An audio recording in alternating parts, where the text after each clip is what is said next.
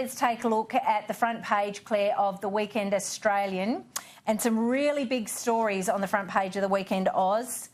Firstly, we've got Pat Dodson's warning on euthanasia, Claire, and of course this is a very, very big story in Western Australia, but we saw voluntary assisted dying introduced in Victoria earlier this year. In Western Australia, it's going through the Parliament. Pat Dodson, a very senior Indigenous man. The paper says, and it's an exclusive, and I know a lot of journalists have been chasing Pat Dodson on this one, Claire. It says, the father of Aboriginal reconciliation, Pat Dodson, fears that legalised euthanasia will create a barrier to Indigenous people getting medical care, deepening the health crisis in remote communities. The widely respected Labor senator, and let's not forget, this is Labor state governments pushing this stuff through. The widely respected Labor senator is the first major figure on his side of politics to speak out against voluntary assisted dying as the ALP-governed states continue to champion the law change. Claire, he's written in the Weekend Australian tomorrow. As I said, I know other journalists have been chasing Senator Pat Dodson on this. He knows better than anyone what's going on in Aboriginal communities. What do you make of what he's saying tomorrow?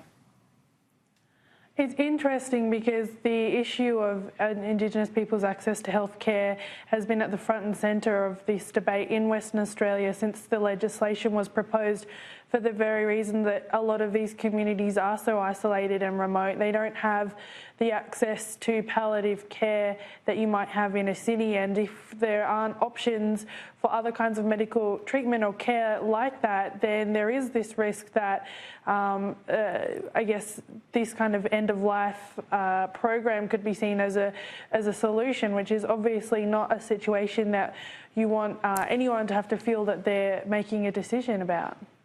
That's absolutely right, and I can tell you, and I was just talking to Colin from One Nation, Colin Tinknell from One Nation in Western Australia, who was on earlier with Gary Hardgrave on Hardgrave, and I can say this because I know, and I've looked at it very closely, Mike, successive governments in Western Australia, and I would wager around this nation, as I broadcast on the East Coast, have dropped the ball when it comes to palliative care, and now people are saying we don't want painful deaths, we don't want miserable deaths. Well, that's palliative care. Speak to any palliative care specialist and they'll tell you that. Now these state Labor governments are pushing through voluntary assisted dying, and Mike, tomorrow Pat Dodson is saying what so many of us have been saying, and that is these remote communities are vulnerable. He says fears and suspicions of whitefella medicine will only increase, and the capacity to ascertain informed consent will be difficult. I can't wait to read his whole piece tomorrow, Mike.